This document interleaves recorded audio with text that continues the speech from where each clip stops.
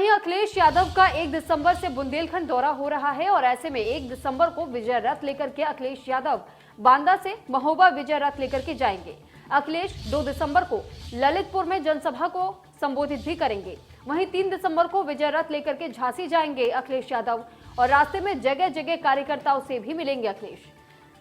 तो 1 दिसंबर को विजय रथ लेकर के अखिलेश यादव बांदा रवाना होंगे। बांदा से महोबा विजय रथ लेकर के अखिलेश यादव निकलेंगे और 2 दिसंबर को ललितपुर में जनसभा को संबोधित करेंगे और जनसभा में अपने कार्यकर्ताओं से भी बातचीत करेंगे। साथ ही 3 दिसंबर को विजय रथ लेकर के झांसी के लिए रवाना हो जाएंगे। तो ये बेहद अहम कार्यक्रम अखिलेश यादव का माना जा रहा है, क्योंकि जो दौरा वो फिलहाल कर रहे हैं हाल फिलहाल में, दरअसल अखिलेश यादव पूरी कोशिश कर रहे हैं कि विधानसभा चुनाव आने से पहले जनता के बीच में समाजवादी पार्टी को मजबूती के साथ खड़ा किया जा सके और इसी वजह से वो अलग अलग जगहों का दौरा कर रहे हैं। हालांकि इससे पहले ही वो घोषणा कर चुके हैं कि वो खुद चुनाव मैदान में नहीं उतरेंगे, लेकिन चुनाव प्रचार जरूर करेंगे। तो चुनाव प्रचार करते हुए नजर आ रहे हैं अखिलेश यादव और 1 दिसंबर से बुंदेलखंड के दौरे पर रहेंगे अखिलेश यादव। यहां पर एक जनसभा को संबोधित करेंगे और 1 दिसंबर को विजय रथ लेकर के अखिलेश यादव यहां से निकलेंगे, जिसके बाद बांदा से महोबा तक विजय रथ निकाली जाएगी और 2 दिसंबर को ललितपुर में जनसभा को संबोधित करते हुए नजर आएंगे अखिलेश यादव। तो ठीक 3 दिसंबर को विजय रथ लेकर के झांसी भी जाएंगे।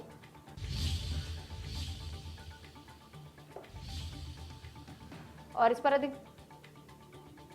अधिक जानकारी के साथ मनीष श्रीवास्तव हमारे से झांसी से लाइव जुड़ चुके हैं।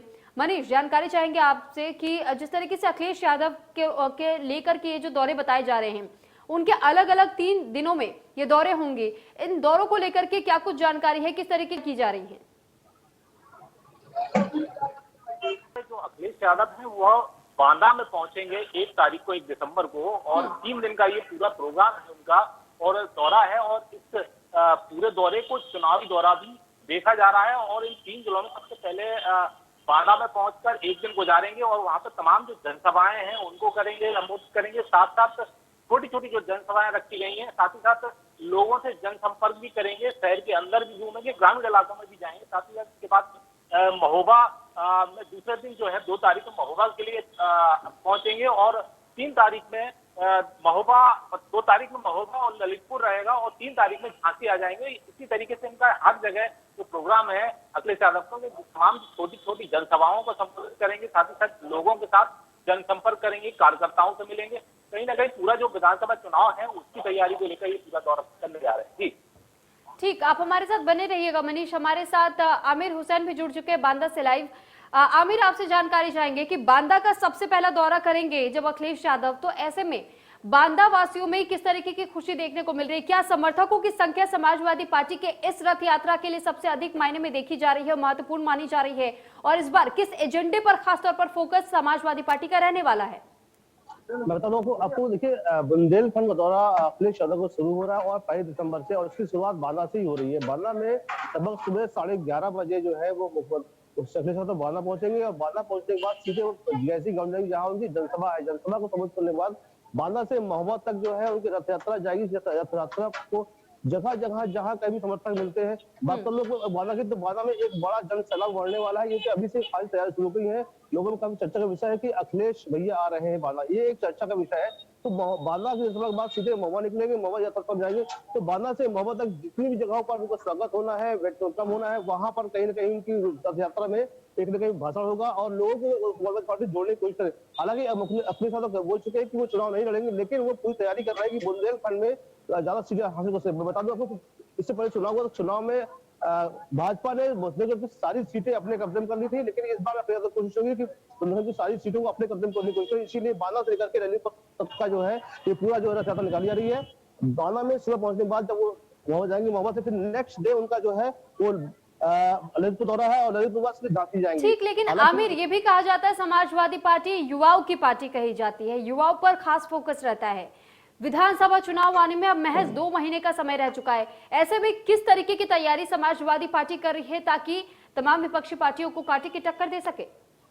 देखिए युवाओं में खासा वो होता है, क्योंकि इससे पूर्व देखा जाए तो युवाओं को जो नौकरी है, जो रोजगार है, उसको जो है बड़ी आशाएं हैं अपने साथों से। पूर्व में उन्होंने काफी काम किया है। पिछले 5 साल से जो रोजगार के लोग परेशान हो गए हैं, तो उसको देखते हुए युवा काफी जुड़ रहे हैं। तो उम्मीद है अगर अखिलेश यादव आएंगे, ऐसी उनकी उम्मीद है कि अगर अखिलेश जी आएंगे तो कहीं ना कहीं रोजगार बढ़ावा मिलेगा और उनको जो रोजगार नहीं मिल रहा है तो खासी उनकी उम्मीद है। इससे पहले अगर बात कर ले, अगर हम तो जो है शिक्षक बात करते हैं तो जो भी शिक्षक भर्ती थी, उस शिक्षक भर्ती अखिलेश यादव ने निकाली थी, लेकिन बीच में 5 साल तो शिक्षक भर्ती लटकी रही, आधी अधूरी भर्ती हुई है। तो इस चीज को लेकर खासी उम्मीद। और बात करूँ अगर युवाओं की, तो युवाओं की भारी भीड़ बढ़ने वाली है बांदा में। जी ठीक है, आप बने रहिएगा आमिर।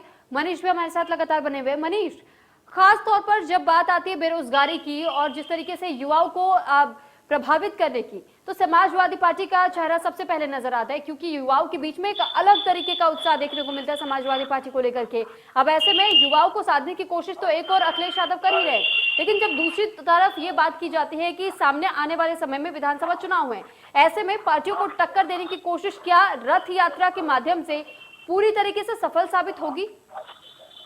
बिल्कुल, ये बड़ी चुनौती वाली बात है, क्योंकि स्थिति जो सरकार है इस समय मौजूदा स्थिति में, वो बीजेपी की, और बीजेपी की जो एजेंडे हैं उसको, इसके विरोध में जो भी एजेंडे समाजवादी पार्टी लेके आ रही है, खासतौर पर बुंदेलखंड में एक बहुत बड़ी चुनौती होने वाली है समाजवादी पार्टी के लिए, क्योंकि यहाँ की जो पार्टी की सारी सीटें हैं विधानसभा के पिछले चुनाव में, वो बीजेपी की झोली में है। कोई भी एक सीट बुंदेलखंड से कोई दूसरी पार्टी लेके नहीं जा पाई थी विधानसभा। तो कहीं ना कहीं ये बहुत बड़ी चुनौती रहेगी। और खासतौर पर बेरोजगारी की जो बात है, तो बेरोजगारी बुंदेलखंड में ग्रामीण स्तर पर, चाहे शहर हो चाहे ग्रामीण स्तर पर, तो बेरोजगारी यहाँ पर मार है और लोग यहाँ से पलायन कर रहे हैं। तो ये काफी बड़े मुद्दे हैं, चाहे पानी का मुद्दा हो, चाहे बेरोजगारी का मुद्दा हो, चाहे किसानों का मुद्दा हो, किसान बहुल क्षेत्र है ये। तो इन सभी मुद्दों को लेकर जो समाजवादी पार्टी इन मुद्दों को बुंदेलखंड के लिए खासतौर पर ये मुद्दा बना रही है, और यहाँ के लोगों से जनसंपर्क कर ये अपनी तैयारी को मतलब लोगों के सामने लेके जा रहे हैं और अपने एजेंडों को लोगों के सामने लेके जा रहे हैं। ठीक, मनीष बने रहिएगा। आमिर, आपसे भी ये चीज जानना चाहेंगे कि जिस तरीके से अखिलेश यादव पहले इस बात की घोषणा कर चुके हैं कि वो इस बार चुनावी मैदान में नहीं उतरेंगे, तो क्या आपको नहीं लगता कि आने वाले समय में उन्होंने खुद एक वीक पॉइंट दे दिया है अपनी विपक्षी पार्टियों को? अगर वो खुद चुनावी मैदान में नहीं उतर रहे हैं तो इससे समाजवादी पार्टी कमजोर पड़ेगी?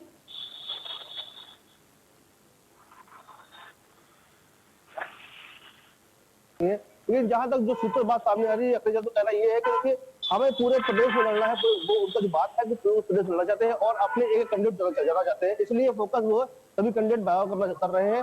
हालांकि जो सूत्र खबर दे रहे हैं कि जब चुनाव हो जाएंगे और पार्टी अगर मेजोरिटी में आती है तो फिर किसी और रास्ते से मुख्यमंत्री अखिलेश यादव जो है वो चुनाव लड़ेंगे। लेकिन फिलहाल अभी चूंकि जो उन्होंने बात कही है कि नहीं लड़ना चाहते हैं, तो इस बात को पश्चिमी तो बना रहे हैं, लेकिन इससे वो बहुत खास असर नजर नहीं आ रहा है। क्योंकि जिस तरह से अखिलेश यादव पश्चिम में गए थे और बुंदेलखंड में आ रहा है, जिस तरह जनसमर्थन जुड़ रहा है, लोग जुड़ रहे हैं, रात भर लोग रहते हैं, तो कहीं ना कहीं ये जो अब बात उठ रही है ये बहुत असर नहीं कर रही। असर कर रहा है तो किसान का मुद्दा असर कर रहा है, रोजगार का मुद्दा असर कर रहा है, जमीन समस्या लोगों की, तो ये मुद्दे असर कर रहे हैं। इसलिए इस बात का बहुत बड़ी बात नहीं है, कुछ असर पड़ सकता है, लोगों को कहने को हो सकता है, लेकिन बहुत असर नहीं पड़ेगा। जी, लेकिन क्या अभी तक उस चेहरे को सामने लाया गया है कि अगर समाजवादी पार्टी मान लीजिए कि सत्ता में आती है, तो ऐसे में मुख्यमंत्री का चेहरा कौन रहेगा?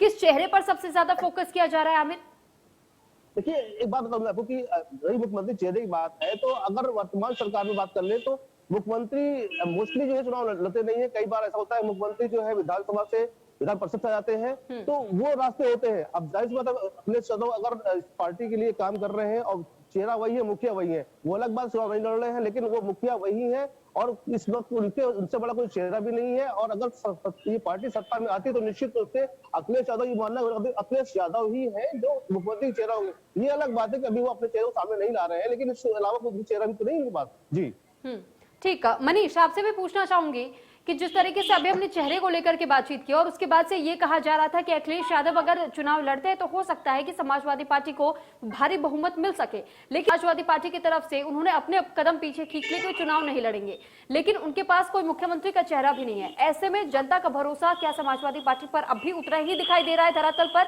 या फिर कहीं ना कहीं वो भरोसा कम हुआ है क्योंकि उनके पास कोई चेहरा नहीं है? समाजवादी पार्टी खासतौर पर ये है कि यहाँ के जो कार्यकर्ता है, खासतौर पर कार्यकर्ता है, वो समाजवादी पार्टी से तो जुड़े लेकिन सबसे ज्यादा जो है अखिलेश यादव का जो नाम है उससे जुड़े हुए हैं। तो कहीं ना कहीं अखिलेश यादव मुख्यमंत्री की जो दावेदारी है कि पार्टी के अंदर कोई दूसरा दावेदार मुख्यमंत्री पद का नहीं है, तो मुख्य जो है कार्यकर्ता है यहाँ के समाजवादी पार्टी के कार्यकर्ता है, वो सभी जो है सबसे पहली पसंद मुख्यमंत्री के रूप में अखिलेश यादव को ही पसंद करेंगे और उन्हीं के ऊपर जो दाव लगाएंगे। और जो भी चलिए, वोट ठीक। और चुनाव की जो तैयारी की जा रही है वो अखिलेश यादव के नाम पर ही की जा रही है। जी ठीक, मनीष और आमिर, आप दोनों का बहुत धन्यवाद तमाम जानकारी हम तक पहुंचाने